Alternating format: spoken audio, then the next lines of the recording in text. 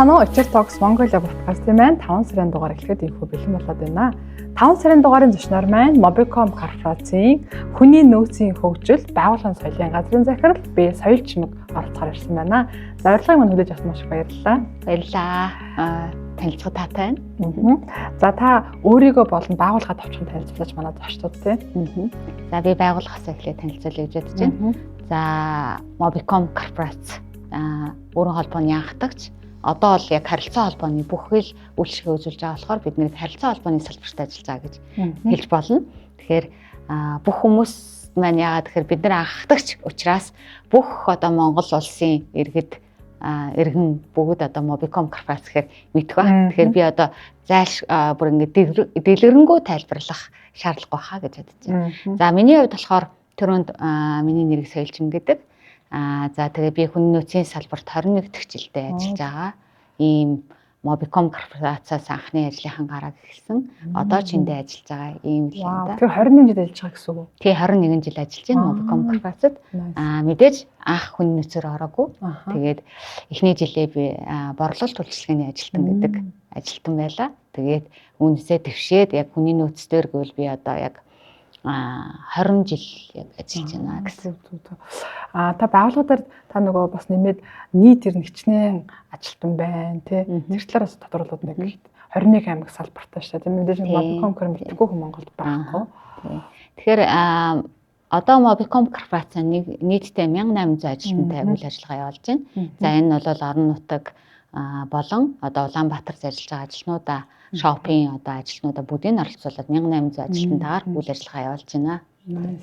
За тийм манай сонсогчдод бас сүүлийн үед нөгөө салбарын захиалгыг хөгдөг болсон. Тэгээд энэ сард маань одоо Mobicom корпорацийн маань бас 30 жилийн өмнө тохиолдуулаад энэ салбарын одоо анхны зочныг бий болсон байгаа. Тэгээд 1800 хүнийг удирдан зохион байгуулалтыг юм захирал оролцож байна гэсэн. Тэгээд 21 жил байгууллагатай ажиллаж байна. Тэгээд миний анзарч байгаагаар би маш олон Mobicom-ийн одоо найз танилтал да. Тэгээд бүгд айгүй олон жил ажилладаг.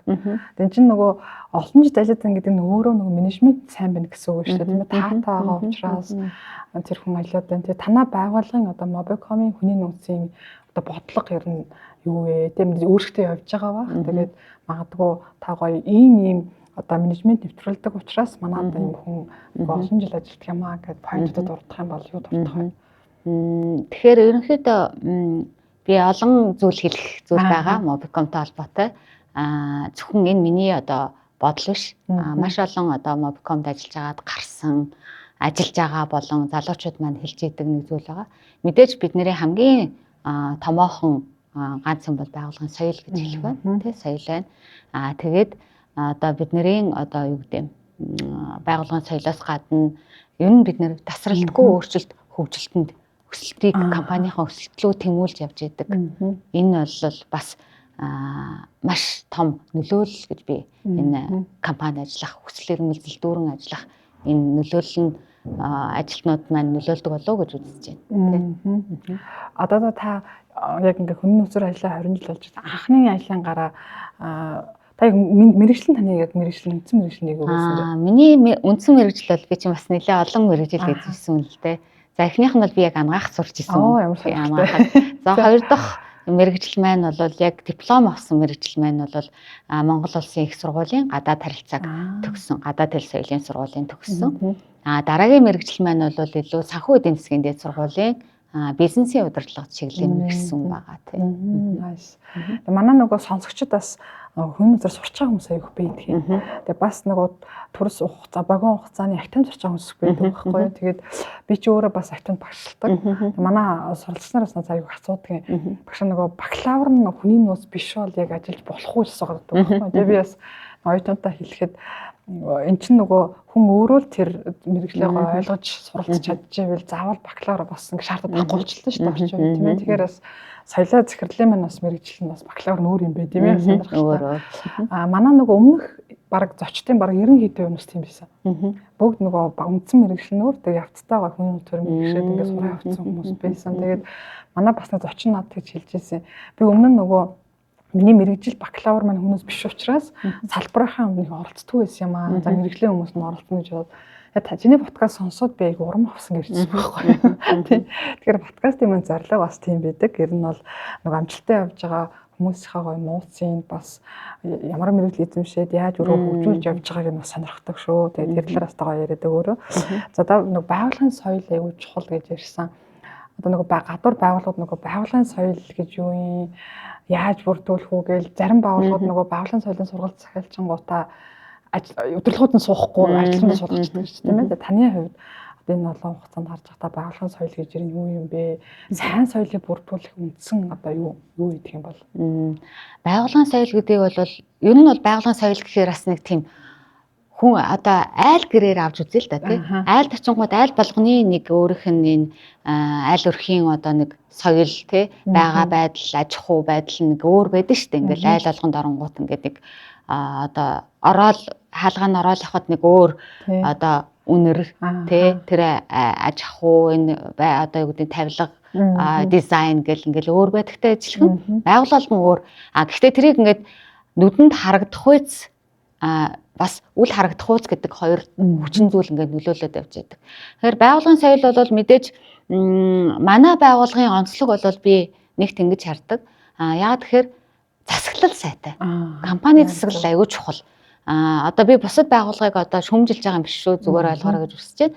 Мэдээж Монгол улс өөрөө яг энэ шилжилтийн үед ингээ явсаар л байгаа тий. Одоо бид нар бол дэлхийн дахны өрсөлдөгч юм компанид эхнээсээ орж эхэлж байгаа ч гэсэндээ нийтлэг бол бид нэр одоо яг хөгжлийн шатанд явж байгаа. Тэгэхээр засаглал бол ингээд байгууллагын гол үндслэл байдаг.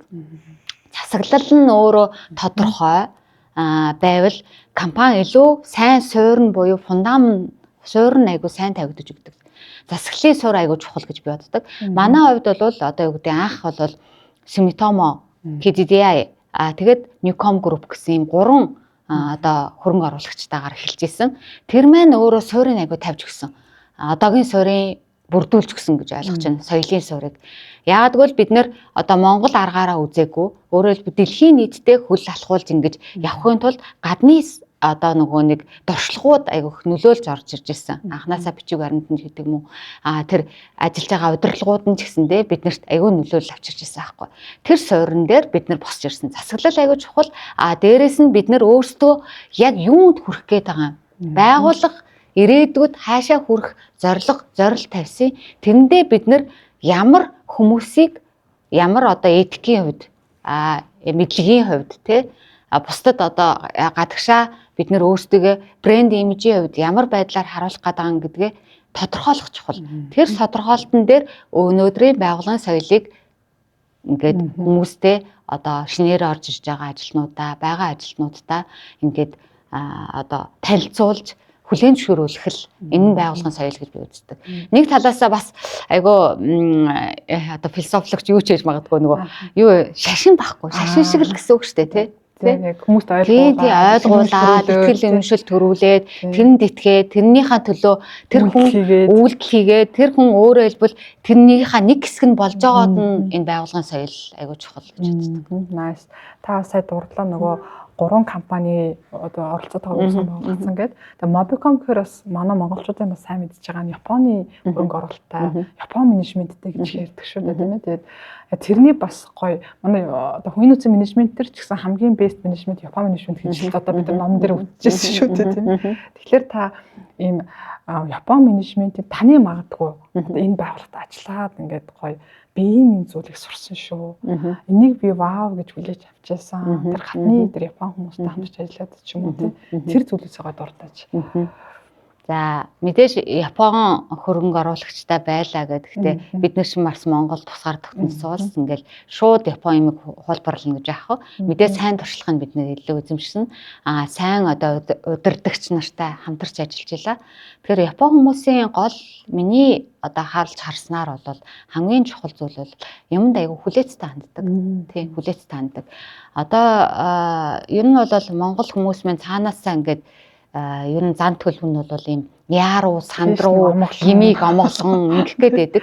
Тэгэхээр ямар ч үед нөгөө нэг тогтвортой. Одоо монголоор бол ноён нуруу сайтай гэдэг юм тий. Нэг сэтгэлээ төвшөнгөө нэг зүгт ингээд нэг чигт байр шатдаг. Эн чин өөрөө айгүй сайн одоо боловсрсон хүний тэгээд юмд ингээд тогтворгүй найгаад байдгүй, савлаад байдгүй. Тэр юм удирдахч хүнд байх хэвээр хамгийн давуу талууд тэр Япон хүнд багаас нь суулгаад өгсөн байт юм байна да гэж би олж харж ирсэн. Ямар ч зүйлд ингээ хүлцэнгүү гэж биш. Төвчээртэй. Маш төвчээртэй. Магадгүй тэр хүн дотроо хүлээж авах нь өөр байдаг ч гэсэндээ тэрийг айгуу сайн юм нөгөө удирдахч хүний хувьд ингээ савлаад байхгүй сонсож чаддаг. Хүнийг маш сайн ойлгож сонсож чадах тэр чадвар. Манайхан хвчлэн ингээд сонсож чаддаггүй шүү дээ хүмүүсийг тий. Тэгэхээр тэр зан чанар нь илүү одоо биднэрт нөлөөлж ирсэн. Тэрийг би бас илүү их суралцсан гэж бодож байна. Яг тийм баха. Та яг сайн нөгөө хүлээстэй сонсдог гингууд миний мэддэг Mobicom-ийн ажил бүх юм баггүй. Тэгээ би шууд ингээд толгонд Yonk гэдэг шаарчирч нэрээ тийм биш шүү. Ингээ аюу тийм тайван таны хэл дээр савлаад идэх тийм найзууд идэг баггүй. Тэр бол аюу чухал чадвар гэж би хардаг. Энэ хувийн өөрийнхөө амьдралд ч гэсэн одоо хувьсгалын ажилд ч гэсэндээ ажил албан тушаал дээр хамгийн одоо чухал зан төлөвийн нэг гэж боддог. Тийм чинь нөгөө сэтгэл хөдлөлөө удирдах чадчих гэсэн үг байна. Тийм. Тэр л аюу чухал. За одоо чи миний хувьд нэг 140 50-аад байгууллагад би сургалт орж явсан байдаг. Тэгээд сүүлийн үед нэг компаниудаас хамгийн их одоо асууж байгаа зүйл удирдлагуудын манлайлал, удирдлагуудыг хөгжүүлмээр байна. Одоо нөгөө байгууллагын ажилтнууд сургалт орохоор аюулж суудаг болсон гэхээр захирлууд барах уу? Тэ? Удирдлагууд хөгжмөр байна гэж айгүй их асуудаг. Тэгээд одоо миний мэдхийн одоо Mobicom удирдлага хийж байгаа хүмүүс айгүй гоё юм мерит гэх юм уу чатлалаар явцсан байдаг байхгүй юу? Айгүй олон жил ажиллаад ингээд дэвшээ авсан байдаг. Танай байгууллагын хувьд удирдлагаа сонгохдоо юу ямар ур чадварыг голчлон хардаг вэ? Та тэр чиглэлээр гоё сонирхол өгөөч. За мэдээж энэ одоо Mobicom 30 жилийн түүхэнд бол маш олон удирдлагын арга барил, маш олон зүйлийг бид нэр туршиж үзсэн. Тэрийгээр ч гэсэн айгүй бахархдаг л да. Зүгээр нэг зүйлийг хуулаад авах биш те. Яг өөрөөсөө ингээд судлаад, туршаад ингээд хөгжүүлээд явсандаа хүний нөөцийн үе үеийн удирдлагууд маань маш амжилттай ажиллаж байсан. За би одоо хамгийн сүүлийн одоо бидний барьж байгаа удирдлагын хөгжүүлэх арга барилыг ер нь хэлье гэж бодож байна. За нэгдүгээрт нь бид нэр удирдлагын арга барил дээр юуг анхаарч үздэг. Тэгэхээр одоогийн явж байгаа менторшип, коучингийг бол илүү их явна. Тэгээд leadership pipeline-ыг айгу тодорхой гаргаж ирнэ. Тэгээд бид нэр хүмүүсээ хөгжүүлэхдээ илүүтэйгээр ингэдэг. Хуучин бол нөгөө role based буюу position based ингээд хөгжүүлэх хөтөлбөрөөр яваад байдаг шүү дээ. Тэнгүүд бид нэр илүүтэйгээр тухайн одоо нөгөө capability буюу өөрийнх нь чадамжийг хөгжүүлэх, нийтэд нь хөгжүүлэх энэ системийг нь хэрэгжүүлдэг гэж болно. Яг нөгөө face юуг нь challenge-ийн нөгөө тэр face дээр нь яг одоо dedicated одоо нөгөө бүх одоо юу гэдэг dedicated яг үндсэн одоо яг тэр юу л ажил руу н оруулаад ингэж ажиллаулдаг. Тэгээд бид нар сүүлийн үед бас юм байгаа. Ер нь компаниуд ингээл ингэдэж штэ. Би ажилтнаа орчоод манай залуучууд маань аягүйх нь хурдан твших юм хүсэл эрмэлзэлтэй байдаг тий залуучууд маань. Тэнгүүд тэр нь ингээд би ингээд бэлтгэгдсэн гэж бодож идэг тий. Тэр бэлтгэгдсэн хэсгийг бид нэр яаж одоо нөгөө ажилтнуудад боломжийг олохгүй байна. Залуучууд бол өсөж твших боломжийг аягүй хайж идэг.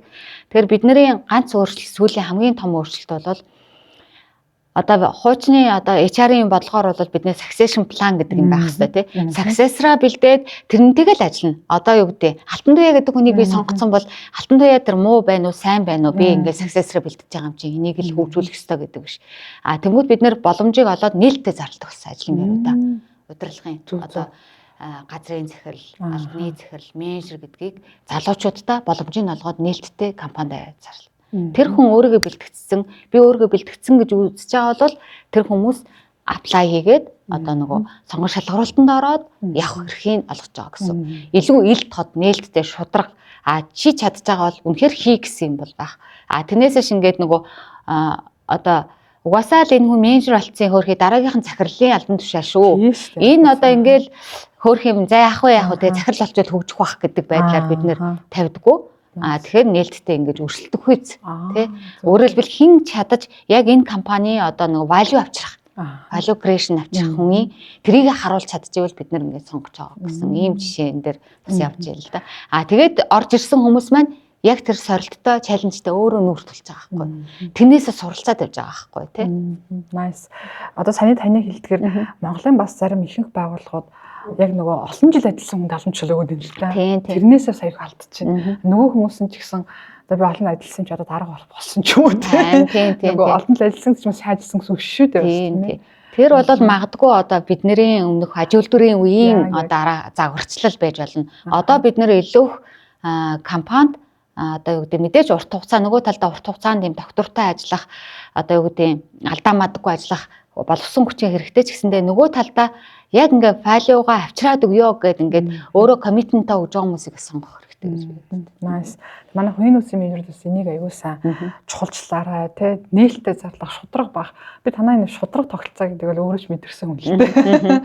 Тэгээ манай нэг саяхан ойрын нэг дүү танаад юу ийсэн горлоод нэг инженерийн IT-ийн чиглэл алмшаалт дэвшээ. Тэгээд намайг бас нөгөө та HR хүмүүс танд юм чинь үгүй Mobicom-ийн чугаас аюу шудраг байт юм аа. Тэг яг л тийм байгаа байхгүй яг л зарчмаар явж байгаа байхгүй. Тэгэхээр энэ бол айгу энэ бол өөрөө танаа байгууллагын хамгийн гол нууц одоо амжилтын нууц баг тийм ээ. Ер нь бол нэг дунд түвшний удирдлагаар айгу чухал шүү дээ. Тэгэхээр тэр удирдлагуудаа айгу зөв зарчмаар шударгаар сонгочоор аяндаа байгууллага зөв менежмент зөв балдралтай ороод яваа. Та бас нөгөө албан зэрэглэлгээ сайн дурдсан. Одоо танаа хүний нөөцийн алба тий газар өөрөө хичнээн албан юу үний бүрэлдэхүүнтэй байна. Одоо манай менежерүүдийн хувьд одоо хүний нөөцийн хүмүүс хамгийн ойрхон нь одоо Mobicom-д орчвол би ингэж эхлэхэд шатлан ихээр юунаас захирал хүртэл явах вэ тий. Тэр талаараа тэгэхээр ерөнхийдөө манай хүний нөөцийн газар маань 70 хүний бүрэлдэхүүнтэй ажиллаж байна. За мэдээж нөгөө дийлэнх хэсэг нь нөгөө админ буюу захиргааны ажлууд, захиргааны аж ахуйн нэгжийн ажилтнууд байгаад байгаа. За тэгээд хүний нөөцийн шатлал гэж юм байгаад байгаа. Тэгэхээр шатлал нь одоо юу гэдэг бид нар бол эхлээд хүнтэй коммуникац хийх, хүнээ ойлгох гэдэг үднээс бол хамгийн эхлэл бол одоо employee relation буюу хөдөлмөрийн харилцааны мэрэгчлэлтэнгүүд орж ирдэг. Тэрнээр гэж явах нь тийм мэрэгчлэлтэн гэж явна. Хөдөлмөрийн харилцааны мэрэгчлэлтэн маань өөрөө тэр компани дотроо координатор бас өргөөцдөг нь тий газар гэл албагцсан. Одоо зөвхөн л докюменташн боловсруулж идэг тий бичиг цаасан дээр ажиллаж идэг. Одоо захиргааны мэрэгчлэлтэн одоо юу гэдэг сонгон шалгаруулалт хийж идэг мэрэгчлэлтэн гэж би авч үздэг л дээ. Тэр хүн бол бүхэл хөлмөр харилцааг тэр хүнийг ажилд орохоос нь ахуулаад дууслах бүх хөлмөрийн харилцааг зохицуулж идэг. Ажилтан ажил олгогч менежерийн дунд гүүр болж ажиллаж идэг. Дуу хоолойг нь хүргэж идэг, дуу хоолойг нь сонсч идэг гэдэг утгаар нь бид нэр хөлмөрийн харилцааны мэрэгчлэлтэн гэж ингэж нэршлиг өгсөн, ажлын байрны нэршлиг өгсөн. За энээс эхэлнэ гэсэн хөлмөрийн харилцааны мэрэгчлэлтэн. Тэр хүн давхар одоо юу гэдэг рекрутеч хийн, сонгон шалгаруулалтаач хийн, дээрээс нь бас нөгөө юугаа докюменташн буюу хөлмөрийн харилцаагаа удирдах явж байгаа гэсэн. За энээс ахуулаад бидний дараагийн шатлал бол магадгүй сургалт руу орж ирнэ гэж юм тий. Сургалтаас төлөвлөлт рүү орж ирнэ. Төлөвлөлтийн хэлцлэг орж ирнэ. Тэгээ магадгүй employee engagement буюу internal communication хэсэг рүү орж ирнэ. Ийм шатлалуудаар ингээд мэрэгчлэлтэн хооронд бол ингээд албан тушаалын одоо нөгөө хаягийн зэрэглэлүүд нь явчихж байна гэсэн. Хичнээн зэрэглэл байна. За одоогоор бид нэр яг явангууд чинь нэг 5 зэрэглэл хувааж үзэж байна да. Яг мэрэгчлэлний төвшөнд бол тий. Nice. Тэгээ манай нөгөө ихэнх байгууллага чинь нөгөө дөнгө төгснөж менежер тэгээ олон ажиллагч менежер гэж явчихдаг. Тэгэхээр Mobicom-д та хүмүүс одоо шинэ төгсчд ялангуяа 5 зэрэглэлээ байдаг юм байна. Энийг саягүй сонирхдаг юм билээ. Ер нь тэдэнд орвол одоо ялангуяа манай зэтвийнхэн чинь бас удаан ажиллаж байх сонирхолгүй аль болох хурдан байх сонирхолтой байгаад байгаа. Z-ийн гэснээр танаа байгууллага хэдэн үеийн Z-generation эзэлж байна? Z-generation бол сүүлийн үед 30% эзлээд байна манайх нь 30% эзэлж байна. Зөв. Танд энэ Z-generation оржсноос хойш танд ажиллагдаж байгаа давуу сул тал юу вэ? Нэр нь хамтарч ажиллахад энэ нь давуу байна, энэ нь сул байна гэдэг ч юм уу тийм. За Z-generation гэдэг ингээд ороод үзэнгүүт адилхан хүн л дээ. Энэ одоо хүн тий. Яг нийгмийн одоо үзэж харж байгаа сонссон одоо суралцсан зүйлүүд нь л арай өөр байгаа болохоос биш. Ер нь бол хүн гэдгээр нь харахыг хичээдэг бид нэр. миний философич өөрөө ер нь тэгж явдаг.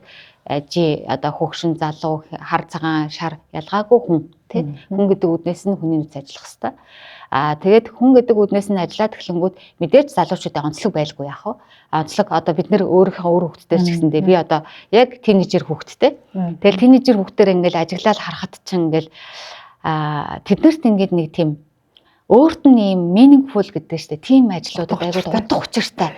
Би энэ нэг компани ч юм уу одоо юуны энэ ажлын нэг хэсэг нь болж байгаа гэдгээ ингээд айгуу мэдрэх дуртай хөө залуучууд байгаад байдаг. Нөгөө талдаа тийм юм чөлөөтэй flexible ажиллах дуртай тий. Ингээд миний ажлын цаг чи юм уян хатан цахилмаач ингээд надтай уян хатан харьцдаг байгаасаа гэж хүсдэг.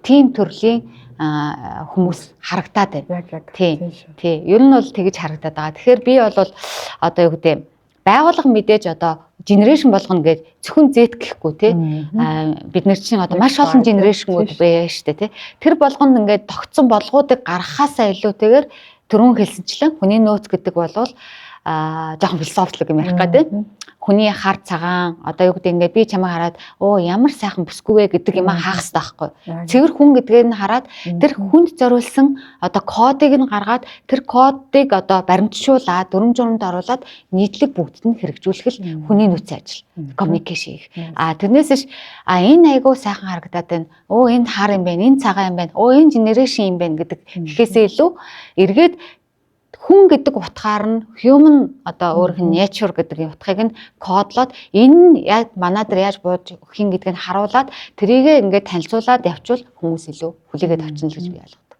Nice баярлалаа. Манай нөгөө HR-уудын бас нэг сүүлийн үед одоо натаас асуугаад байгаа гэх юм уу нөгөө ялч би яг олон HR-уудтай харьцдаг учраас ингэж асуугаад байгаа байхгүй юу? Одоо мэдсэн гэр нөгөө зэтгүүттэй айлт хэцүү юм ч юм уу нэг тиймэрхүү ярьж байгаа. Нөгөө талаар манай хүний нөөцийнхэн бас жоохон одоо хүний нөөцийн хонс толботой ч юм аль жоохон хашрах маяг харагдаж байна. Burnout тэгээд одоо ер нь өөр юм хийм билүү үүд гэдэг ч юм уу тэг хүмүүсээс таарад байгаа байхгүй юм ерсээр.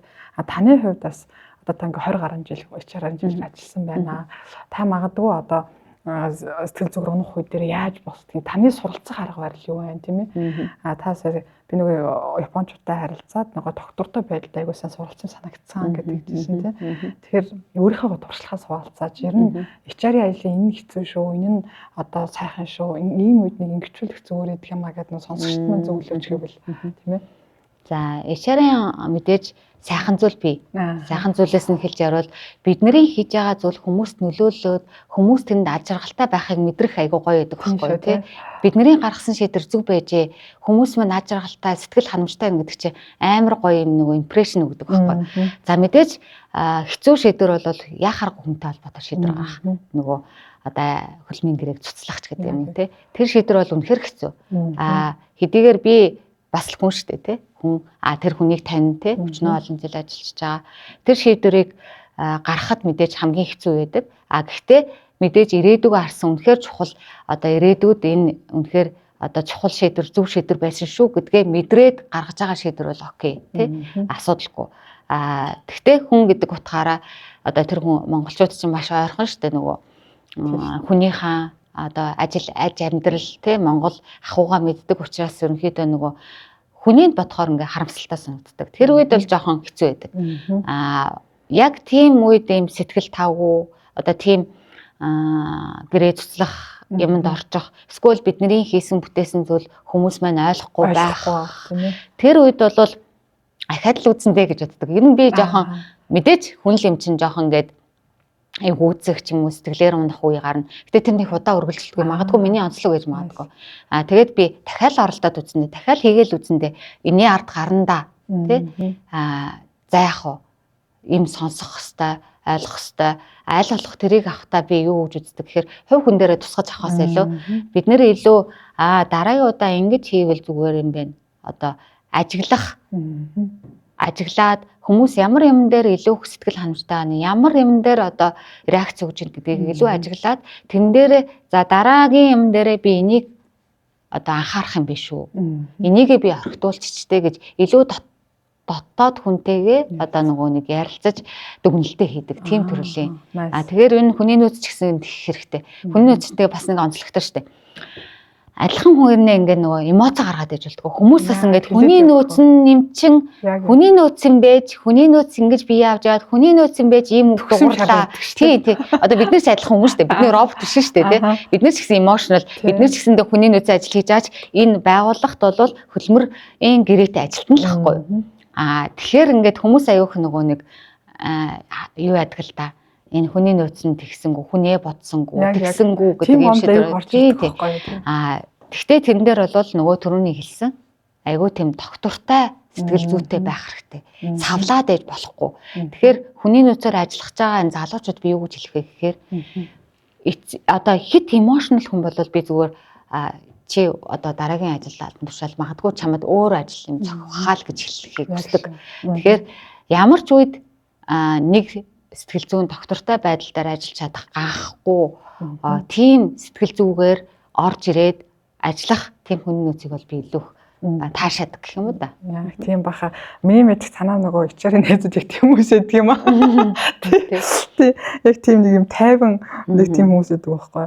Саяхан би нэг уулархан салбарт маш олон жил нэг ичээр захирал гэсэн нэг ястахад хараад нэр чинь салбарлууд ороод ирсэн чинь надад хошноод ирсэн байхгүй. Найз нь нөгөө аюу олон газрын шулман болцсон. Одоо подкаст нөш бахан хараад орж байгаа гэдэг. Бидээс нэг өөрөө мэдхгүй тэр нөгөө хөлмийн хариуц дууссан тохиолдолд нөгөө бид нарыг бас аюу их буруутгах шаарддаг шүү дээ. Энэ л одоо ячлаа байгуулах гэж байна. Тийм. Ер нь нөгөө энэ бол нийтлэг юу л да ингээл одоо магадгүй дэлхийд дахин ямар байдаг юм бэ? Монголчууд бол энэ соёлоо гэдэг хүн шийдвэр гаргацсан. Соёлоо л гэдэг хүн гэсэн энийг өстой нэг тий одоо шуламж төхөрөө одоо юу гэдэг тэгж боддог. Яг үүндээ хизээч өөрөөсөө асуудлыг хайдаггүй байхгүй тий хүн. Тэгээ өөрөөч мэдхгүй бид нар чинь нэг аюу түүний дургуй хүн болж явж идэв шүү дээ. Тийм. Өөрөөч мэдэхгүй хүмүүсийн дургуй хөргөгцөө явж идэг хүмүүсийн нэг шүү дээ. Яг тэгжсэн. Өнөөс нь нөгөө олон жил захирал хийснээр хэлэхүү саяхан намайг үзээд хэд өнөд яг тийм ч бүр яг байдаг тийм. Хошин байдлаар тийжсэн аахгүй. Подкастт орч аягүй бол хараад орчих юм байхгүй. Энэ юугаа бидтэй энэ нөө шолом гэж аваад байна шүү дээ тийм. Өмнөөс надад тохиолдсон би аягүй олон бүр 10 гаруй мянган компани нэг юг бас нэг контентэнд авирсан чинь аягүй олон сайн сүрэг юу орж ирээд. Манай маркетинг энэ хүн дээр яагаад юм орж ирээд таван чи хамгийн Монголын хамгийн том юм би чад 10 хэдэн мянган хүний захиалж чад юу вэ тохиолдсон тийм. Ийм зүйл байх шүү битээ доогоороо гэдэг хэлсэн. Хүн бүхэн чинь өөр өөрийн онцлогтой хүлээн авах чадвар өөртөө хүн болгонд бидний гаргаж байгаа шийдвэр одоо юу гэдэг таалагдахгүй таалагдах албагүй. Тэгээд бүгдийг одоо бид нар чинь нэг хувилаа шүү дээ тий. За ажилтнуудын өгж байгаа фидбек одоо юу гэдэг 60-70% нь фидбек сайн өгжөөл бидний ажил somehow одоо ингээд хүрсэн юм байна болж байна энэ хүмүүс сэтгэл ханамжтайгаа байна гэж үзэхээс 100% гэдэг юмыг бол бид нэг хизээж харж чадахгүй шүү дээ. Саний нөгөө судалгаа гэдэг дээр танах хэрэг нь одоо нөгөө байгууллагын соёлоо хэмжих соёлын судалгаа ч юм ер нь нөгөө хүний нөөцийн 34 зүгээд нэг стандарт байгаа шүү дээ. Тэрний дагуу ч юм уу эсвэл танаан дээр ер нь жилдээ гаргадаг хичнээн юм судалгаа дата байна тий.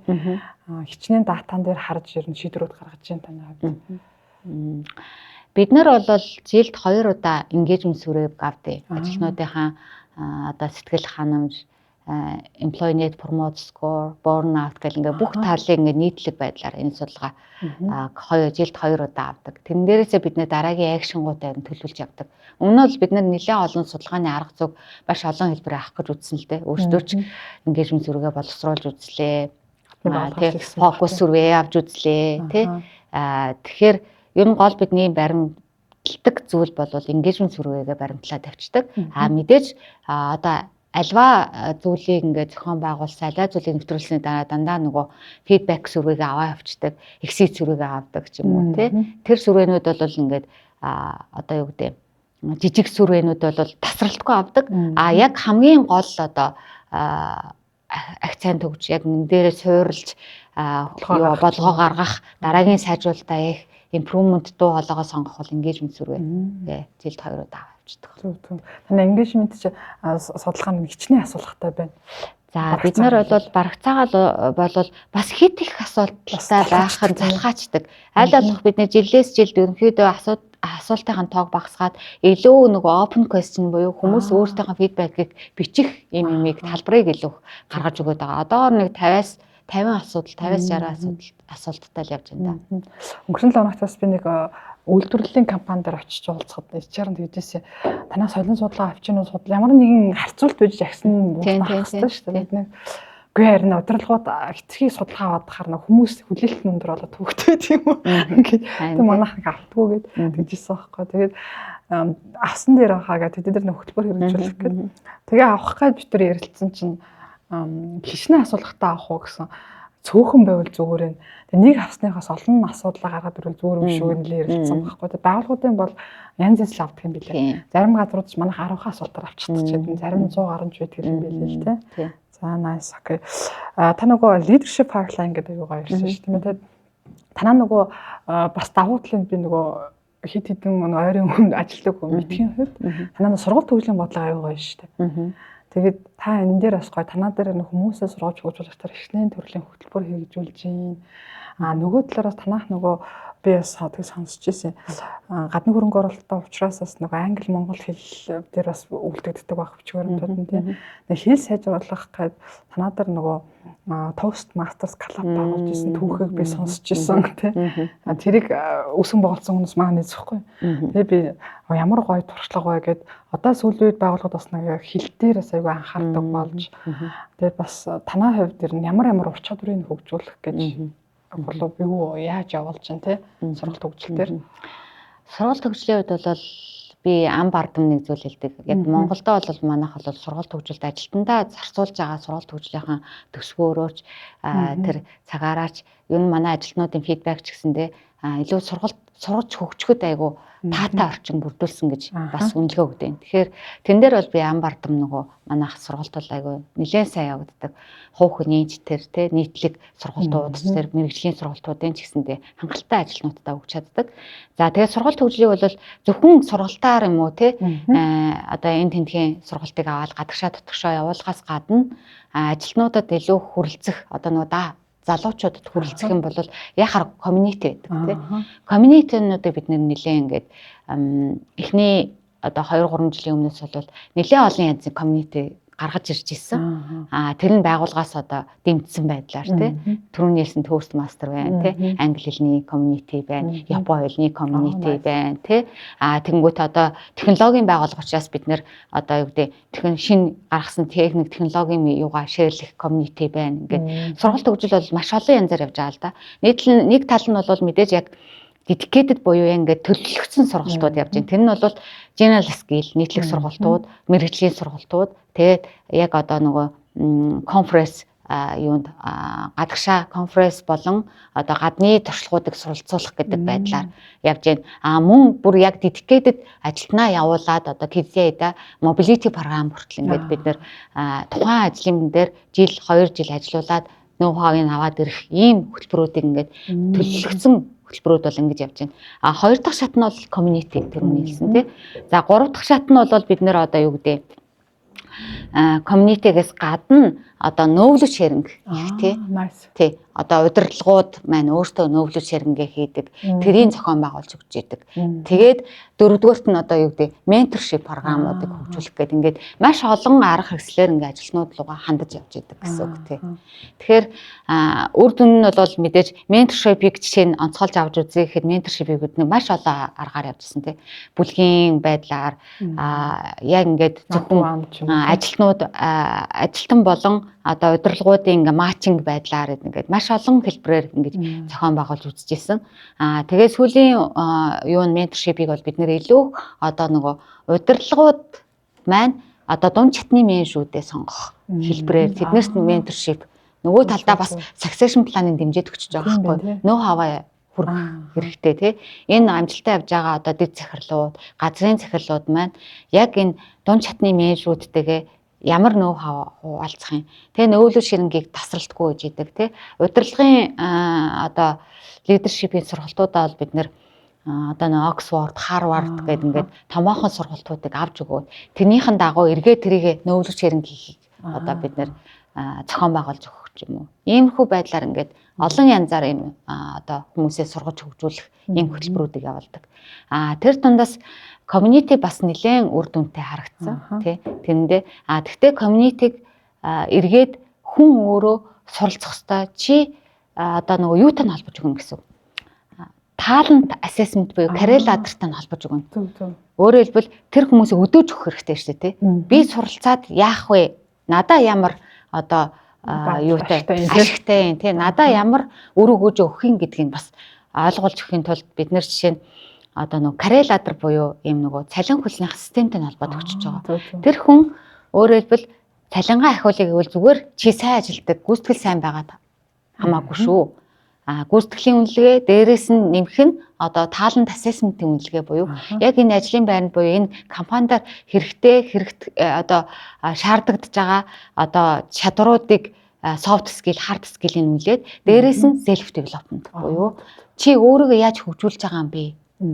Тэрэнд нь англи хэлний скор нь ч юм уу ороод ирчихэж байгаа байхгүй. Чи ийм байх хэвээр мэрэгчлэлтэн ч юм уу менежерийн ажлын байранд ийм байх хэвээр чи энэний тулд хөгжих хэрэгтэй.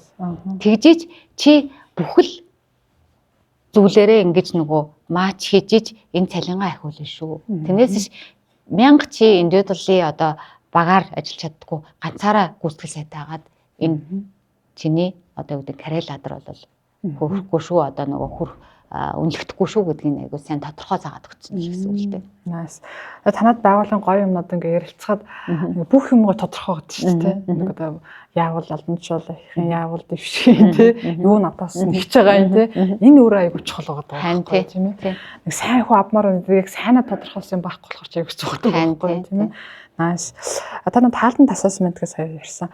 Танаа дээр сүүлийн үед бас байгууллагууд ингээ анзаарч хаад talent дээр илүү байгуул нөгөө алба нэгжээс бас таланттай холбож нэрлэдэг болсон байна. Талант төр чиглэж албан тушаал гаргадаг болсон байна. Танаа дээр яг энэ чиглэлээр яг одоо мэрэгсэн ч юм эсвэл яг тусад нь албан тушаал томилсон юм байгаа юу? Талант хөгжүүлэхтэй холбоотой бас гоё сургалт төглөөс бас сайн хэлээгүй бас гоё нэмжлэх зүйлс юу байна. Тэрэн дээр талант менежментийн хэлцээг бол бид нэр анх яг энэ talent management гэж ингэж яг яригдаж эхэлж явах үед бол тусад нь эртээсэн тий байгуулж үзчихсэн л да.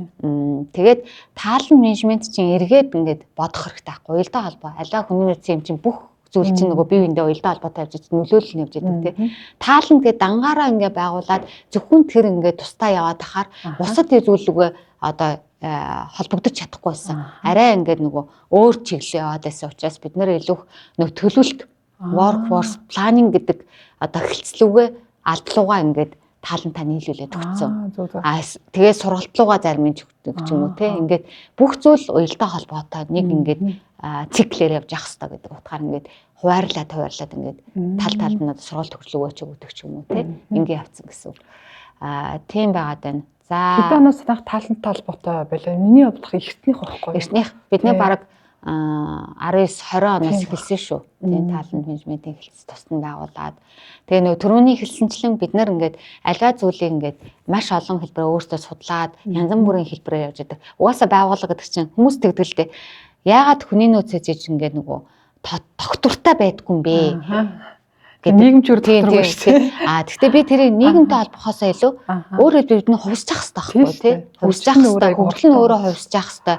Хүмүүсийн даймонд буюу одоо хүлээлт өөрчлөгдөж байна. Бид нэр өөрсдөө боловсруулж явах хэрэгтэй. Хүний нөөц гэхээр одоо юу байдаг шүү дээ. Хуучин болвол хүний нөөцийн гэхээр одоо юу гэдэг спортын нэгж гэж үздэг. Би болон манай байгууллагыг өгж үздэг вэ гэхээр хүний нөөц бол партнер, бизнесийн партнер нь байх хэрэгтэй. Тэр чиглэлгөө хөгжих хэрэгтэй. Бид нэр зөвхөн спорт нэгж биш, стратегийн тодорхойлж өгч хэрэгтэй. Ерөөсөө байгууллагын гол цөм бол хүн. Хүнийг яаж одоо энэ байгууллагт бизнес одоо ажилуулж яах юм гэхээр энэ хүний нөөцийн бодлого, стратеги нь байх хэрэгтэй байхгүй. Тэгэхээр тэр бизнесээ ойлгох хэрэгтэй. Тэ бизнесээ ойлгох хэрэгтэй. Хүний нөөц бол тусдаа байх. Тусгаар тогтносон нэгж одоо нэг хүн болгон айсан биш. Яг бизнес партнер нь байх ёстой л гэдэг зарчмыг нь барьж ажиллах гэж байдаг. Nice. Тэгэхээр манай ичрүүд бас энэ бизнес партнер байх, бизнесээ ойлгох гэдэг айгуусаа ойлгосоо гэж байна. Бизнесээ ойлгож ич айгуусаа менеж хийх гэдэг байгаа байхгүй тийм ээ. Зүгээр ажиллаад тахад ингэдэг байхгүй юу? Бусад байгууллага би ингээл заримдаа ингээл янз бүрийн хүний нөөцийн хүмүүсийн одоо уулзалт очоод ярьж байгаа хар хүний нөөцний тусдаа юм шиг байдаг. Үгүй шүү дээ. Тэр бол хүний нөөц гэдэг юм бол тусдаа юм огт биш. Тэр бизнесийн түүчээлэх стратегийн хүмүүс шүү дээ л гэж би хэлэх гээд байгаа тийм. Одоо нөгөө та бас хэлжсэн нөгөө манай ихэнх одоо байгууллагуудын HR-ууд нэг захиргааны администрашн ажлыг хийгээд байна л да. Тэгэхээр тэр админ ажлаасаа бизнес партнер болох хүртэлх нэг зам л байгаа тийм. Тийм. Өөртөө би бизнес партнер шүү гэж харах хүртэл бас тэр үйл бодлын тий харах үнцгийн юм хөгжил явагдах гад тийм. Тэгэхээр та одоо тэр байгууллагатаа ганцаараа ажиллаж байгаа менежерт ч юм уу тий ер нь тэр HR өөрийгөө яаж хөгжүүлж яж гоё бизнес партнер одоо байдалд очтгийн зарим HR-ууд ч нэг өөрсдөө чадваргүй бидээс хүлэмжшөрөхгүй байгаа шүү дээ. Удирдлага нь өөрөө тэр хүнийг заа нэг админ ажлыг хараад байна. Тэгж харж нэгдсэн тэр хүний хөгжлөөс хамаарат шүү дээ, тийм үү? Тэгэхээр таны бодлоор нэг ийм ур чадвараа хөгжүүлэх нөлөө бас нэг бизнес партнер төвшөнд бас очтон шүү гэж зөвлөвөл юу хэлэх вэ? За яг би ч гэсэндээ бас анхандаа ер нь бол тэм захиргааны шинжтэй л ажил хийдэг байлаа л да. Тэгээд сүүлийн үед ойлгож байгаа. Одоо манайх бүр бүгд ингээд амар ингээд майндсет нь өөрчлөгдсөн хүмүүс гэж 100% гэж байхгүй л да. Тэр нүнд сайтай муутай юм байгаа. Тэнгүүд тэрийг чиглүүлж өгөх юм бол гүйцэтгэх захирал байдаг. Тийм. Хүний нөөц ингээд тусад нь ингээд байлгаад байхгүй. Та нар чинь захиргааны хүмүүс шүү дээ. Та нар энд шаардлага тавих. Мэдээж шаардлага тавих байх тийм. Шаардлага тавих гэдэг чинь хуучин шиг очиад чи ингэсэн байна гэхээсээ илүү ойлгуулах.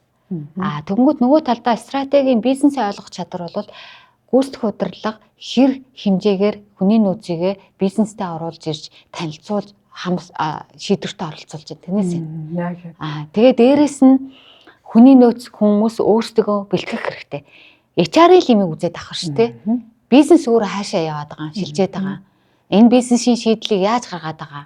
Тэр нөгөө бусад хамтран ажиллагч захирлуудтайгаа дунд чатны менежер ажилтнуудтайгаа ойлголцох хэрэгтэй. Тэр нь одоо ороод дотор нь ороод сонсож авах хэрэгтэй. Тэнгүүт бизнес сейлс гэдэг чинь ингэж явд юм байна. Маркетинг гэдэг чинь ингэж байна. Тэгэхээр бид нэр тэндээ тохируулсан шийдвэрийг гаргаж авах хэрэгтэй.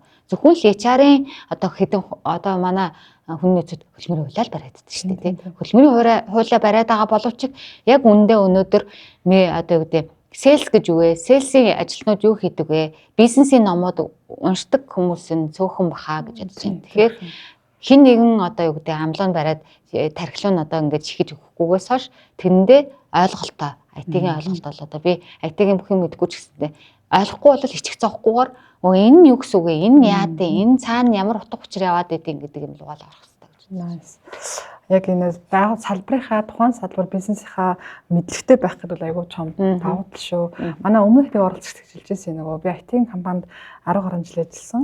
Тэгээд би намайг заримдаа нөгөө ярилцлага хийхэд нөгөө хүмүүс нь та IT инженер юм асуудаг гэнэ. Тэр чинь мэрэгжлийн онцлог айгүйс ойлгоцсон байгаа тийм. Тэгэхээр манай HR-ууд бас илүү үнэлэхийн тулд компанида илүү нөгөө бизнес партнерын төвшөнд очихын тулд өөртөө гэдэг сайн хөгжүүлээрээ энэ файнтыг бас тийм мартаараа гэж зөвлөмөр байна. За баярлалаа. Та нөгөө сая SEO аягүй чухал гэж хэлж байна тийм. Ер нь бол SEO HR захирал хоёрын хамтын ажиллагаа аягүй чухал гэдэг шүү дээ. Тийм. Саяхан яг өчтөр би нэг хүнтэй HR-ийн манай салбарын хүмүүст хийж иржсэн байна гэсэн байхгүй. Би жоохон одоо нөгөө HR өөрөө нэг төсөв тавиулаад одоо манай нөгөө HR уч одоо хүүхдийн баярын төсөв өөрөө орж ирсэн тийм. Зөвчтөр яг нөгөө хүүхдийн баярынхаа төсөв аваад орсон чинь зөвшөөрч чадаагүй юм ажилласан чинь би жоохон юм тийм харизм нөлөөлөх шийдвэр гаргах чадвар жоохон дутаад байна. Уг нь би яг ингэ зөв нэлээд байгаа мөртлөө удирдлага тэрийг яг зөв гэж харахгүй байгаад би энэ яах хэрэгтэй болов гэсэн байхгүй. Тэгэхээр таны хувьд би ч гэсэн нөгөө анзаараад байдаг. HR захирал өөрөө нөлөөтэй байх сая чухал байна. Тэр одоо байгууллагад сургалтын зардал тавиулах ч юм уу одоо өөр одоо хүний нөөцтэй холбоотой төсөв зохиолох тийм ээ. Тэгэхээр таны хувьд ер нь SEO-тойгоо ер нь яаж хамтарч ажиллах зүгээр идэх тийм ээ. Одоо тэр хамтарч ажиллах чадахгүй байгаа ч юм уу тэр HR-ууд зөвлөжлөхэд яаж хөгжих хэвтэй SEO-та яаж ирүүл ойлгохдгийг таны одоо туршлага одоо арга барил юу вэ те. Одоо тэглээс хоёрч. Одоо бүр нөх амар одоо тусгаалсан хэмжээр байхгүй те. Ноу-хау байхгүй. Зүгээр би хувьдаа баримталдаг юм бол тууштай байх хэрэгтэй. Тэгтээ өөрөө юм үндсэн зүйлээ ойлгосон байх хэрэгтэй байхгүй. Түрүүний л хэлээд байгаа. Дахиад одоо нөгөө бизнесээ ойлгосон, онцлогоо ойлгосон, тэр батлуулах байгаа юм өргөн хүрээнд нь хардсан байх хэрэгтэй байхгүй. Тэр чин дутуу байгаад байгаа болохоор бидний нөгөө өөрөө шогийнхоо өмнө тууштай одоо яг өөртөө ихтэй байдал нь дутагдаад байгаа болохоор тэр хүнд ихтгэл үнэмшилэхгүй байгаа мэдрэхгүй байгаа байхгүй. Зүгээр л нэг хідэн тоо одоо магадгүй тэр хүн мэдэхгүй л байна л да, хідэн тоо ингээд ямар ч судалгаагүй ингээд аваад орох биш те. Ер нь ингээд одоо зах зээл нь өөрөө яа дээ, бид нар хаашаа явах юм, хүүхдийн одоо юу гэдэг, хүүхдийн баярын хөтөлбөр нь яавал өөрчлөгдөх юм, бид нар энэ жил одоо юуг нь өөрчилж ингэж харж байгаа, юу л фокус хийж байгаа. Энэ дээр ингээд энэ ингээд одоо үнийн судалгаанууд нь юм байна гэдэг ингээд маш сайн ингээд судалгаатай орох хэвээр тэгжээж ихтгэл үнэмшил төрөх байхгүй. Тэрнээс ш өмнөж би ч бас тэгдэлсэн л да. За хүүхдийн баяр гүнгүүд автоматар чихэр жимс гэж бодлоо тий. Хэдэн чихэр жимс тоог нэмэл за тэдэн хүүхдтэй гэл аваад орчдөг. Тэнгүүт бид нар хүний нөөц юм болвол тэгвэл бид нар одоо энэ жил хүүхдийн баярыг яах ёстой юм? Яаж өөрчлөх ёстой юм? Одоо бид нар хэдэн жилийн өмнөхөн жишээ нь за хүүхдүүдтэй бид нар ингээл чихэр жимс нэг удаагийн юм айгу гоё зохион боолоо. Тэр бол нэг л өдрийнх штэ, нэг төр зурх штэ. Ирээдүйд нь хөрөнгө оруулах хэрэгтэй юм билээ. Ирээдүйд хөрөнгө оруулахын тулд бид нар манай компани бодлого үлээ. Smart education тий. Хүүхдийн боловсролд хандуулдаг. Хүүхдийн боловсрол руу чиглэсэн хөтөлбөрийг бид нэр нийгмийн хариуцлагын хүрээнд дандаа хэрэгжүүлж ирсэн. Тэнгүүд бид нэр ажилтнуудынхаа хөгжлөө боловсролд нь анхаарал хандуулъя л та тий.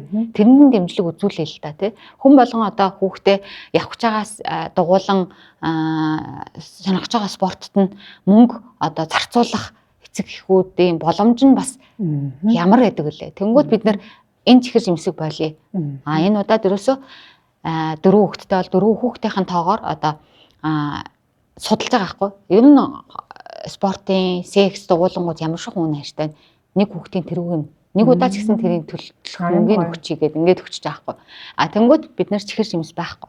Гэхдээ зарим ажилтнууд тэрийг юу гэж хүлээж авч байгаа нөхөр чихэр жимс яачлаа хүүхдүүд энд төгждөг гэж боловч цаад алстаа болвол тэр хүүхдэд бидний хөрөнгө оруулалт хийж байгаа байхгүй боловсролт нь.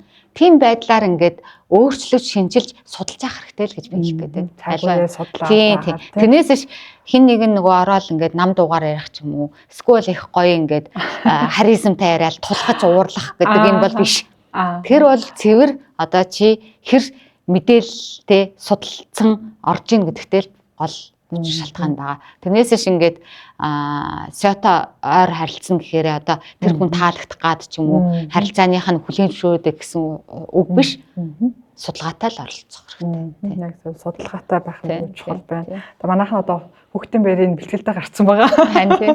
Тий. Тэгэхээр маш их судлахад гоё. Бас саяд цэглэн хэлдгээр хүүхдийн нэг боловсролд хөрөнгө оруулах талаас нь бас гоё хаасаа тий.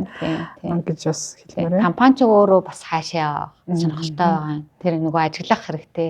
Тэр компанийнхаа хүсэж байгаа ирээдүйд чиглэсэн. Одоо манай эрхэм зорилго ч гэсэндээ одоо хагаслаа төлөөлөөсэй тий. Одоо ажилтныхаа гэр бүл тэдгээрийн гэр бүлд одоо сайн сайхны төлөө гэдэг утгаараа бүр ингээ эрхэм зорилготой урьдчилгээд өгсөн учраас тэрэндээ бид нэр илүү одоо анхаарал хандуулж ажиллаж байна гэсэн. Эрхэм зорилго чинь үеийн компани хаашаа явах гэдэг тэрэндээ зориулж бидний юу хийх гэдэг чинь эрхэм зорилгоос чинь гарч ирэх шүү хүмүүсээ гэдэг. Тэгэхээр байгууллагын эрхэм зорилго алсын аргыг бас агтаа харах нь байна. Эрхэм зорилго алсын арга ярьсных одоо танай байгууллагад одоо анх одоо их сургалтад орж байгаа хүмүүсээс ч юм уу нөгөө нэн тэргуунд хардаг 3 чанар ер нь юу идэв танахаас энийг би яагаад асууж байгаа гэхээр одоо нөгөө нэгдүгээрт яг тэр нөгөө ажиллаж байгаа хүмүүст ч гэсэн юу идэг бах одоо шингээгээд өөртөө гоё илэрхийлээд роль модель болоо явдаг бах тэ харин дөнгөж орох байгаа хүмүүсээс бас ямар ур чадвар одоо хандлага харилцаа талаас хүн чанар талаас хардаг зүйлс байна уу тэ тэр талаас нь тийм ерөнхийдөө бол манайх ажилдаа эзэн байх. Чадвар ownership гэж ярьдаг шүү дээ тий. Хүн сурсан зүйлээ мэргэжлийн зүйлээ яг тэр хариуцлагатайгаар ер нь цалин гэдэг чинь бол байгууллага цалин өгж байгаа гэдэг чинь хариуцлагын төлөө л өгж байгаа шүү дээ. Тэгэхээр хариуцлагатай ownershipтэй байхыг хүсэж байна. Дээрэс нь бусдад ингэж нөгөө knowledge sharing хийж чаддаг байх чадвартай. Зөвхөн миний л одоо хийж чаддаг юмыг бусд нь хийж чадахгүй. Би энүүгээр одоо нөгөө барьцаална гэдэг юм уу? Би энүүгээр ингээл давуу талаа болгох биш. Бусдад ингээд нөгөө нөө хаваа, knowledge sharing-гээ шеэрлж чаддаг хариуцлагатай байх гэдэг л ийм чадварыг ер нь хардаг та тий. Тэгэхээр манай дөнгөж төгсөгч нар бас Mobicom дарахыг хүсвэл эзэн байх нь шүү дээ. Тий, эзэн байх нь. ажлыг нөгөө давс хийвэл дуустал гэдэг шүү дээ тий. Ажил хийвэл дуустал гэдэг шиг. Ер нь залуучууд маань нэг ийм юу байдаг л да. Нөгөө хитрхи сүүлийн үед одоо нөгөө job description ажлын мэний тодорхойлолтондоо баригдаа тий. Энээс аагаас B хүртэлх нь би хийх юм байна уу? B-гээс цаашх нь би мэдэхгүй гэдэг байдлаар тий. Тэгж хандаад байдаг хандлага өн айгуух хааж эхлэхтэй байдаг. Угтаа бол тэр хандлагаас илүүтэйгээр би энэ компани энэ хэсэг энэ прожектын ч юм уу энэ ажлын нэг хэсэг юм чинь би хамтраад ажиллах хэвээр.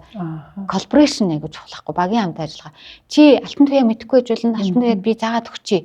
Хэтэйгээр миний C хүртэл бол минийх ч гэсэндээ тэр хүндээ нөө хаваа нөөлөж ширэнгээ хийчи. Ингээ хамтын ажиллагаа бий болгох ийм чадвар амар чухал. Хамтрал сүүлийн залуучууд маань жоохон нэг юм хувийн тоглолттой бас байгаад байгаа тийм. Хамтарч ажиллах тал дээр чухал сул байгаа. Тэгээ би бол сүүлийн үеийн залуучуудыг боддог шүү. Яг энэ бол төр зүрийн нийгмийн нэг юм шилжилт төлөвлөгөө тийм хөгжлийн үе шиг. Явандаа бол бүх зүйл тодорхой.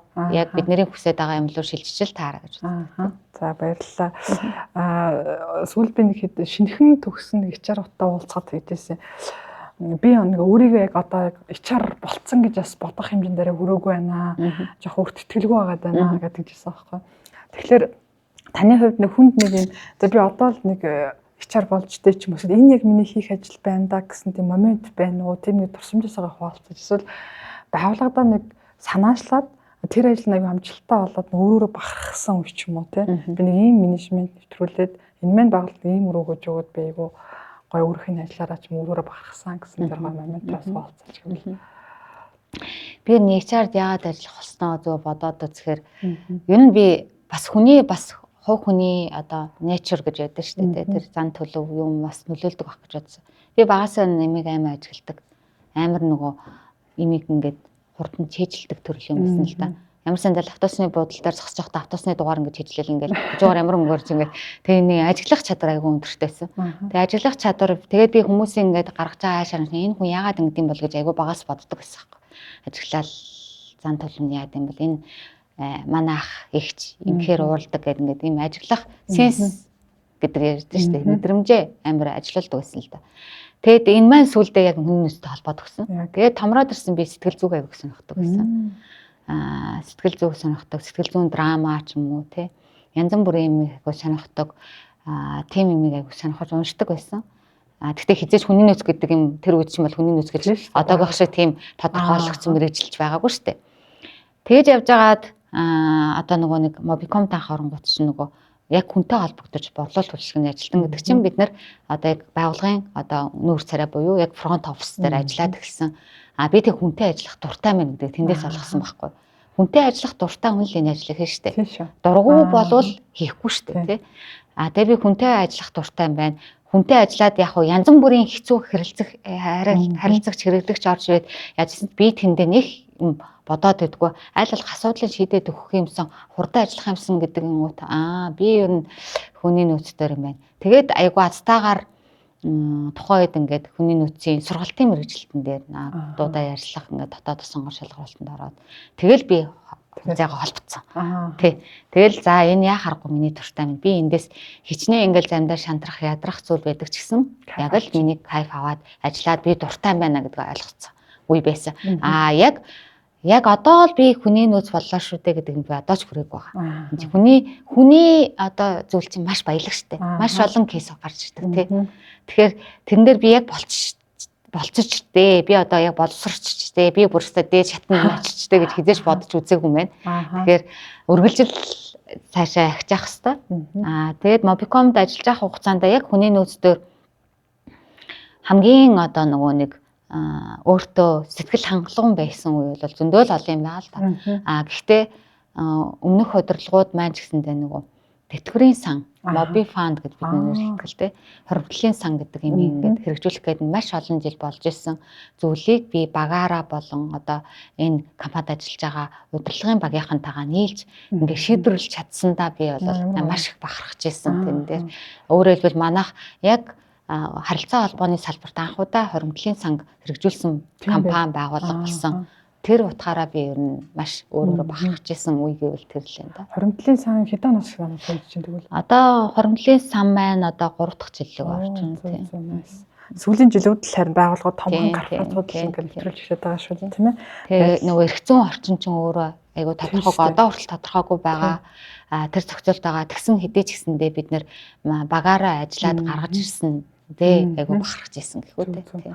Баярлалаа. Танаач одоо нөгөө харьцаа лувны салбар, технологийн салбар одоо сүүлийн үед нэг AI-г хурдтай хөгжиж байна. Хүний нөөцийн одоо алга нэгжтэй бас AI маш олон нэвтрүүлж байгаа. Зарим компаниуд Европт болсон байна тий. Танаа дээр ер нь хүний нөөцийн хэсэгт чинь одоо AI нэвтэрсэн зүйл байна уу тий? Тийм туршлага байна уу? Ер нь компани дээр бол бидний AI консул гэх бүр ингээд тусдаа нэгж AI департамент хүртэл байгуулад AI консул гэд ягаад бүх нэгжүүдээс оролцоод AI бид нэр юу гэж ойлгох юм, ямар хэмжээнд ашиглах юм, юуг бид нэр автоматжуулах юм. Одоо нөгөө бүх газарт өөр ингэсэн хэрэгцээ шаардлагуудаа нийлүүлж харах энэ юм бол одоо явагдчихлаа да. Тэрний нэг хэсэг нь бид нар ч гэсэндээ одоо яа дээ одоо HR дээр гэхэд бид нар сүүлийн одоо нэг хөгжүүлэлт бол хүмүүс ингээд дүрм журмыг одоо унших олцсон шүү дээ. Тэг үргэлжлэн дүрм журмыг унших олцсон. Хэрэгтэй үед ингээд асуудаг чатбот. Тэг ингээд за би энэ сарын нэмэх 10% авах гэсэн ингээд бичингүүт ийм дүрм журм ингээд шийддэг. Тэрийг бид нэр ингээд хөвчүүлсэн, нэвтрүүлсэн.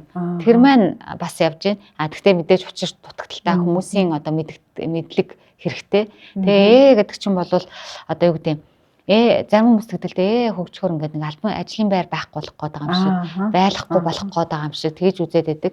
Гэдэг болвол би бодохдоо бол бидний нөгөө хэлээд байгаа HR-ын ингээд цаг зарцуулаад механик энэ цаасан ажил унших судлах ажлыг чинь ингээд оновчлоод хэлбэрчлээд өгчөнгүүт бид нар илүүхээр нөгөө decision making буюу шийдвэр гаргах нөгөө магадгүй employee experience journey зөвхөн CX биш те employee experience journey гэдэг юм зам харахад энэ маань маш сайн холбож өгч байгаа байхгүй. Тэгэхээр тийшээ айгүй шилжих хэвээр. Алхам алхмаар ойртох хэвээр.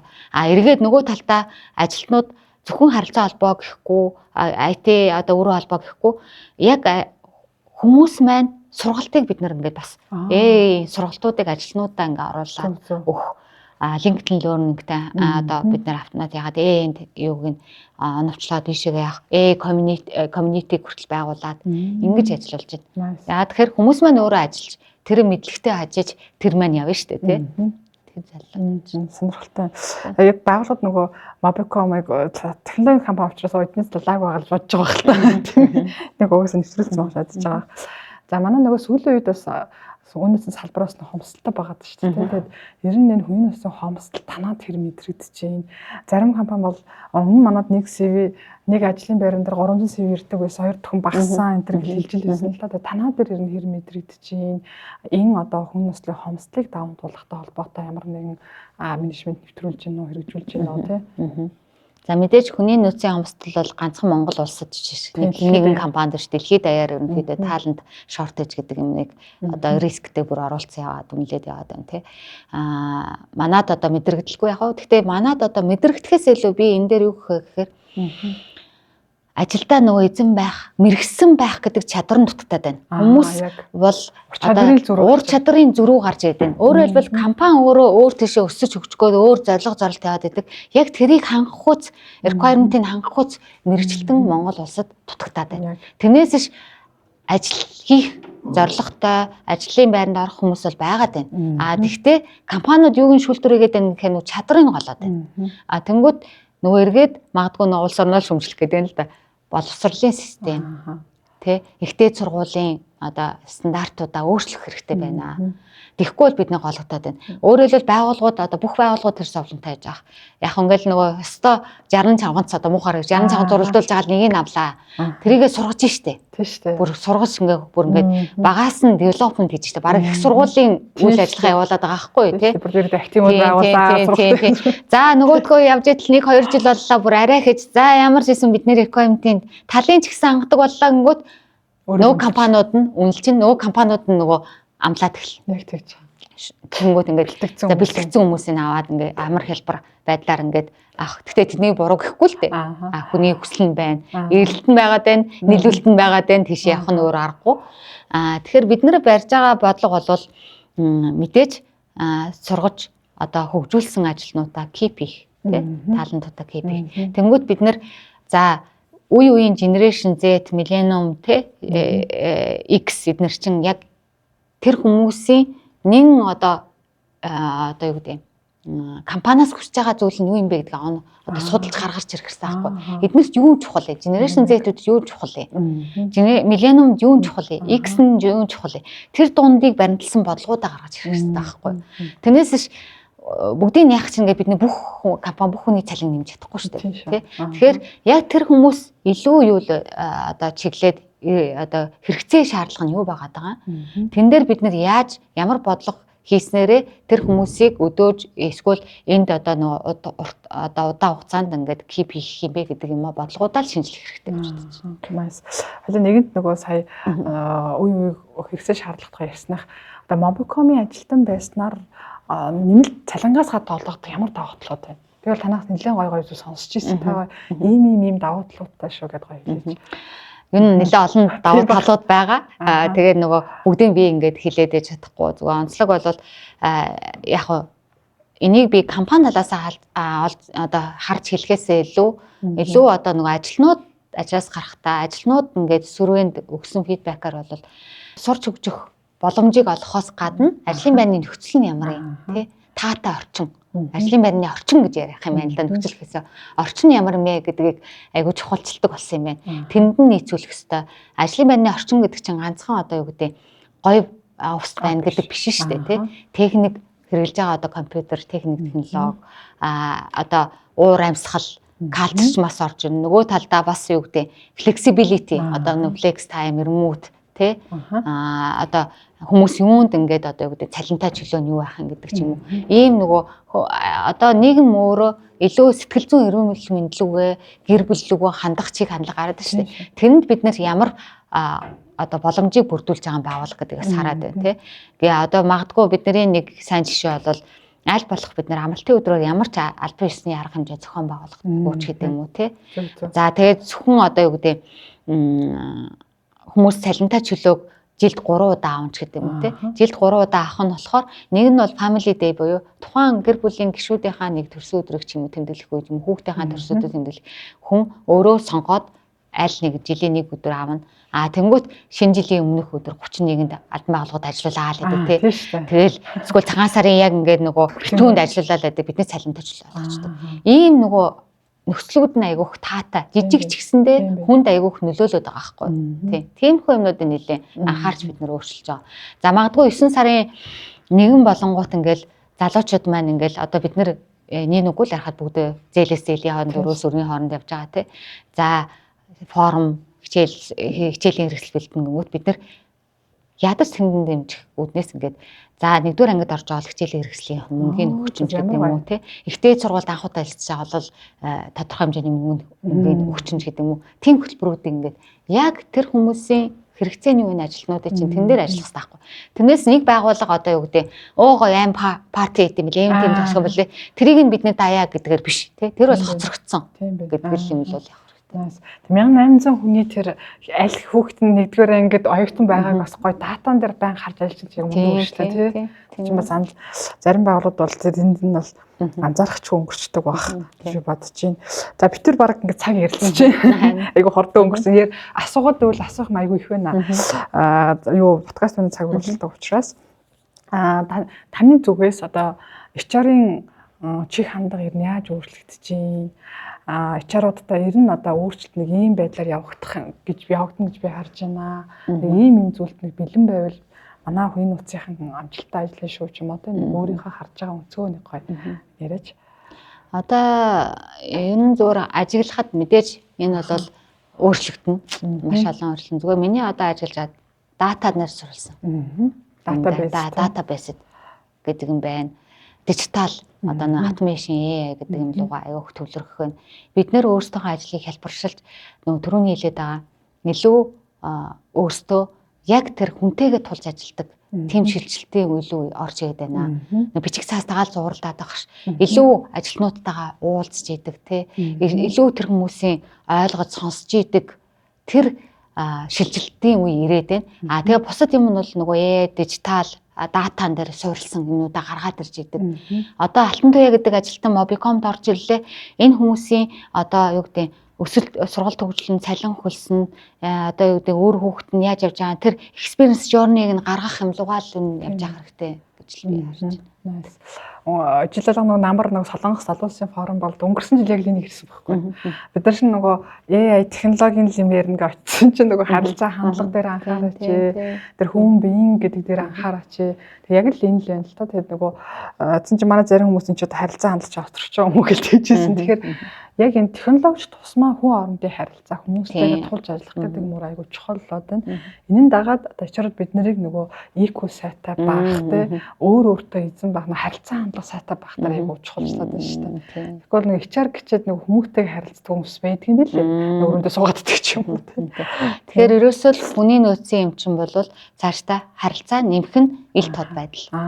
Ил тод байдал. Тийм. Ил тод хүн ер нь бол альва энэ компани эдис болж байгаагийн хувьд би энд ямар үүрэгтэй байгаа гэдгийг мэдрэх тэрийг нь ил тод ойлгуулж хэлэх коммуникац байх л энэ хамгийн чухал шүү дээ. Яг тийм шүү. Хүмүүс нь тодорхойгүй болохоор л бүхэндээ тийм тодорхойгүй л байгаа.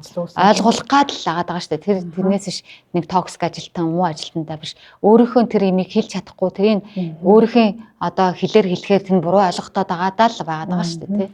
Nice, баярлалаа. За өөр миний асуугаагүй таныг бас хэлмээр санагдаж байгаа зүйл байна уу? Тэ манай өөрийнхөө компани онцлог болон бас HR-уудтай хандаж хэлхийг хүсэж байгаа зүйлээ хэлээд толиод хэлхад дуусгая. За миний хэлэх юм нэлээд сайн асууж өглөө гэж бодож байна. Би бас тодорхой гайгүй сайн хариулсан бахаа гэж. Гэхдээ энийг одоо юу гэдэг HR-ын одоо соёлчим гэдэг хүний туршлаган дээр үнэлж хэлснээс биш одоо юу гэдэг онл дээр юм уу хэлсэнгүү. Тэгэхээр ингээд авахын аваад хаяхын хаяхан үсттэй хүн болгоны одоо юу гэдэг мэдлэг experience туршлага өөр шүү дээ. Тэгэхээр тэрийгээс ойлгож хандаасаа гэж үсэж байна. Тэгээ хамгийн гол нь HR-ууд бол маш илүү өөртөө бити хязгаарлаарай. Яг зөв. Тийм, бити хязгаар тавиарай. HR гэхээр зөвхөн хөдөлмөрийн хуулиар үнэлэгддэг ажилдаг бичиг цаасны ажилтан биш шүү. Өөртөө бол та нар баг энэ компани бүхий л талбарыг мэдчихийдэг тийм туршлагатай тийм стратегч байх хэрэгтэй шүү л гэж хүсэх байна да. За баярлалаа.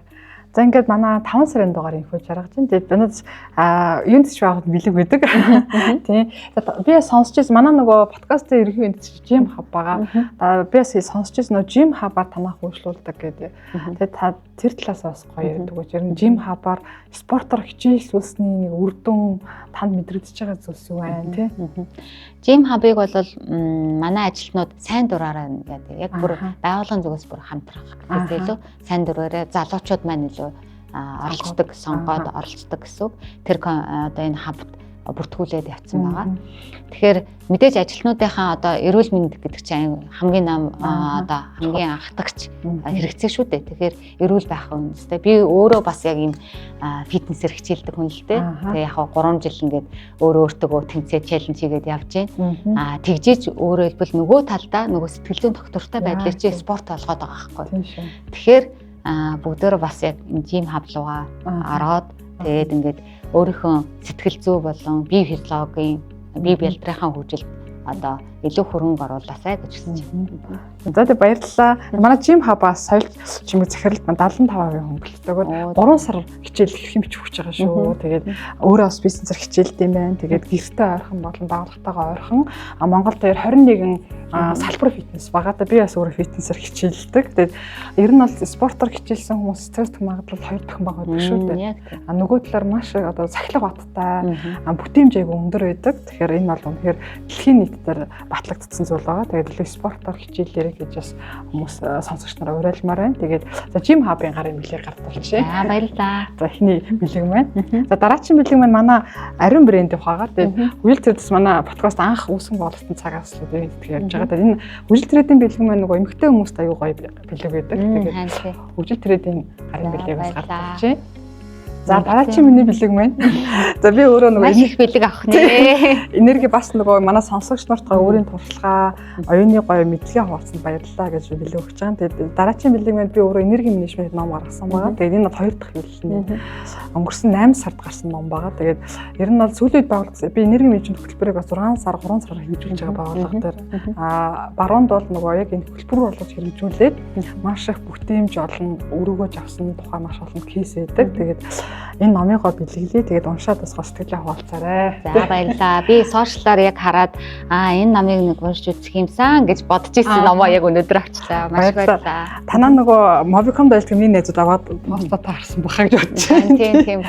За энэ бас манай Зангай цэгийн өмнөөс эрхлэн гаргадаг HR магазин гэж сэтгэл байгаа. Сүүлийн 2 дугаараа таанд бас олцсон багтаа сүүлийн 2 дугаараа бэлгэлжээ бодохгүй бас манай шинэ дугаар гаргаж байгаа. Тэгээд сонсогч нараа бас Зангай цэгийн миний HR магазин булангаас ороод файлаараа бас өнгөн унших боломжтой байдаг шүү. Тэгээд сэтгүүлийнхаа сүүлийн 2 дугаарыг ширээн дээрээ тавиарай гэж. За баярлалаа. За энэхүү манай HR Talks Mongolia podcast-ийн маань 5 сарын дугаар инхүү жаргаж байна. Тэгээд урилгын хүлээж авсан соёлч мэцгэлдэ маш их баярлалаа. Тэгээд ажилд нь амжилт хүсье. Тэгээд Mobicom-ийн 30 жилийн оюутнаас гоё амжилт хүсье. Тэгээд маш гоё амжилттайгаар наагаа огтж хагаад баяр хүргье гэж хэлмээр байна. Баярлалаа.